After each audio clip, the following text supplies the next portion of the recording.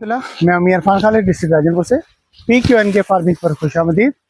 बड़े लंबे गैप के बाद और बड़े टाइम के बाद आज अल्हम्दुलिल्लाह एक और वीडियो बनाने का मौका मिला है। ये मेरा शुगर केन यानी कि कमाद का फील्ड है और इस वक्त तक इसका माशाल्लाह कद वगैरह आप देख रहे हैं कि ये इसकी कद की पोजीशन है और अल्हम्दुलिल्लाह जो है ना फ्रेशनेस भी आप देख रहे हैं कि माशाल्लाह बहुत है। खैर इसके बारे में गाय बगाए मैं अपडेट करता रहता हूँ मेरे चैनल के ऊपर। इसकी वीडियोस काश से लेकर टिल डेट तक इसकी मुख्तलिफ वीडियोस मौजूद हैं, उसको आप विज़िट कर सकते हैं। तो ये वो फील्ड है जिसको हमने PQN के यानी पायदार कुदरती निज़ाम काश्तकारी के तहत बग़ैर किसी परचेज इनपुट के इस वक्त तक लगाया हुआ है। और इस वक्त इसकी पोजीशन जो है, ग्रोथ की पोजीशन, वो अल्हम्दुलिल्लाह आपके सामने है कि इस वक्त इसकी ग्रोथ क्या जा रही है। तो इसको ये है कि हमने इसका तरीक़ाकार जो रखा था, इसको हमने लास्ट ईयर सितंबर अक्टूबर के अंदर हमने इसको काश्त किया था। ज़मीन को तैयार किया था मुकम्मल तौर पे PQN के असूलों के मुताबिक। PQN के पायदार कुदरती निज़ाम काश्तकारी है जिसके अंदर हम बग़ैर परचेज इनपुट के किसी भी फसल को ग्रो करते हैं। तो इसके अंदर हमने जो है ना वो मुकम्मल तौर पे जो है ना तमाम रूल्स को फॉलो किया। इसके अंदर हमने सबसे पहले लेज़र लेवल किया फसल का और उसके बाद ज़मीन का लेज़र लेवल किया। लेज़र लेवल करने के बाद इसका हार्ड पैन ब्रेक किया, यानी कि इसके नीचे जो सख्त है होती है ज़मीन के नीचे, वो हमने तोड़ी। सख्त तोड़ने के बाद जो है वो हमने इसके अंदर ज़मीन को नॉर्मल कल्टीवेशन करने के बाद हमने इसके ऊपर रेस बेड निकाल दिए। रेस बेड निकालने के बाद हमने इसके ऊपर एक बेड के ऊपर 2 लाइनें लगाई हैं। वैसे अमूमी तौर पे जो हमारे इस टेक्नोलॉजी के फाउंडर हैं डॉक्टर आसिफ शरीफ साहब, उनका तो कहना ये है कि आप एक लाइन लगा लें वही सफिशेंट है। तो बिल्कुल ठीक है, उनका तजर्बा बिल्कुल 100% ठीक है। लेकिन क्योंकि हम लोग जो है ना वो इसलिए भी डरे हुए थे क्योंकि हमारी जो ज़मीनें हैं वो चिकनी मैरा है, यहाँ पे जो है ना बहुत ज़्यादा इशू है जर्मिनेशन के। तो हमें ये ख़तरा था कि ये ना हो कि हमें एक लाइन लगाएं और वही सही जर्मिनेट ना हो और हमारे रिज़ल्ट ना आए और हमारी सारी मेहनत के ऊपर पानी फिर जाए। तो इस वजह से एहतियातन हमने जो है ना एक बेड के ऊपर 2 लाइनें लगाई हैं।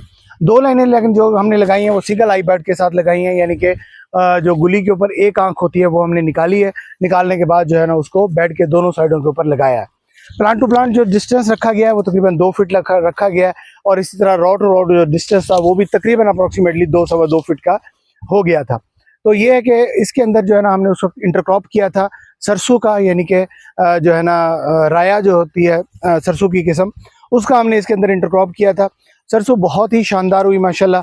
फरवरी के अंदर हमने सरसों को हार्वेस्ट कर लिया। उस वक्त तक ये कमाद जो है वो जस्ट इतना कहीं कहीं निकला हुआ था, बिल्कुल मामूली सा, लेकिन नीचे अपनी ट्रिलिंग निकाल रहा था। उसके बाद जब हमने इसको हार्वेस्ट किया यानी कि सरसों को हार्वेस्ट करते ही इसका जो मदर शूट था यानी कि जो पहली एक जो है ना शूट निकली हुई थी वो हमने उसको भी काट दिया।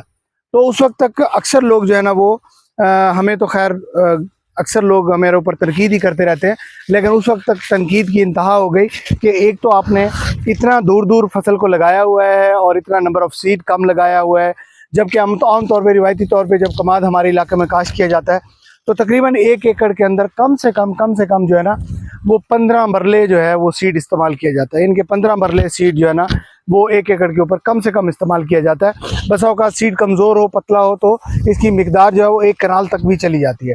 दूसरी तरफ हमने जो काश्त किया था, हमने सिर्फ इसके ऊपर जो तकरीबन हमारा अप्रॉक्सीमेटली लगा है वो हमने तोल के इसके ऊपर लगाया था। तकरीबन हमारा 30 मन पर एकड़ जो है ना इसके ऊपर सीड की कॉस्ट आई और वो भी बहुत ज़्यादा कंजेस्टेड सीड हो गया था हमने ज़्यादा सीड लगाया, वरना इससे भी कम सीड के ऊपर गुजारा चल सकता था।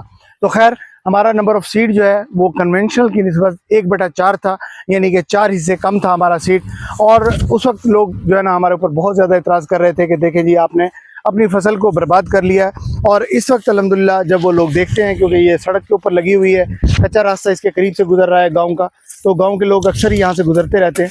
तो अब जो लोग देखते हैं तो हैरान रह जाते हैं कि ये क्या मौजज़ा हो गया है अल्लाह ताला की तरफ से कि ये जो वो फसल थी जिसका हमें उगने का ही वो था, यानी कि शक था कि ये उगेगी ही नहीं, और आज ना सिर्फ उगी है बल्कि अल्हम्दुलिल्लाह मेरे पीछे आप देख रहे हैं कि फसल की ओवरऑल पोजीशन यही है कि ज़बरदस्त फसल है, अल्लाह का शुक्र है।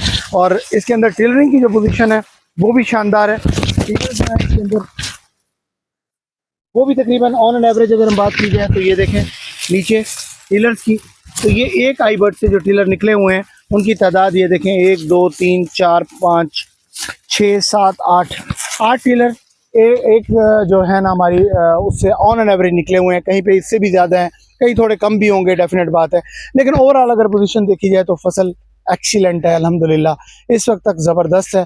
किसी किस्म के परचेज इनपुट के बगैर इस तरह की फसल होना मुआवजे से कम नहीं है, और ये सिर्फ और सिर्फ PQN के यानी पायदार कुदरती निज़ाम काश्तकारी की वजह से मुमकिन हो सका है।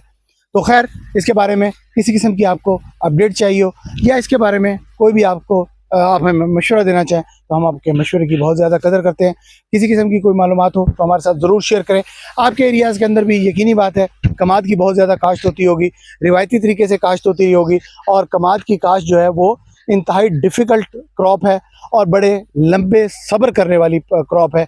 इस वक्त तक ऑन एन एवरेज अगर इसका दौरानिया कहा जाए तो कपास यानी कि ये जो कमाद है इसका दौरानिया तकरीबन साल से 1.5 साल तक हो चुका है। तो जब तक आप हार्वेस्ट करते रहते हैं, क्रशिंग सीज़न शुरू होता है तो तकरीबन ये क्रॉप 1.5 साल के ऊपर चली जाती है। तो 1.5 साल की क्रॉप के ऊपर क्या इनपुट कॉस्ट आई और आप लोगों के इलाके के अंदर क्या आउटपुट इससे ली जाती है, उसके बारे में हमें ज़रूर आगाह कीजिएगा ताकि हम इसके अंदर मज़ीद बेहतरी ला सकें। हमारी इस वक्त तक जो इसके ऊपर टोटल कॉस्ट आ चुकी है वो तकरीबन अप्रॉक्सीमेटली जो है वो 30 मन पर एकड़ के हिसाब से सीड आया है। सीड हमने बहुत अच्छी क्वालिटी का नई वैरायटी ली थी, और ये थी आई थिंक जंग 16 के नाम से, J16 वैरायटी का नाम है।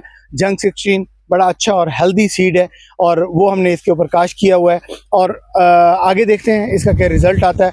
हमें जो सीड आया था वो तकरीबन 500 रुपीज़ पर 40 kg हमें सीड मिला था। तो 30 मन जो है ना वो हमारा सीड जो है वो इसके ऊपर इस्तेमाल हुआ है। तो तकरीबन अप्रॉक्सीमेटली अगर हम कहा जाए तो 15 से 20 हज़ार का सीड हम लगा चुके हैं।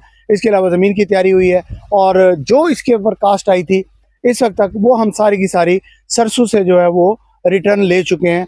सो इसके बाद ये जो कमाद है हमारा ये इस वक्त ज़ीरो कॉस्ट के ऊपर है, यानी कि यूँ समझ लें कि ज़मीन की तैयारी का एक्सपेंस जो था वो भी हम इसके अंदर से रिकवर कर चुके हैं। तो इस वक्त ये क्रॉप जो है वो ज़ीरो यानी कि एक्सपेंस के ऊपर चल रही है।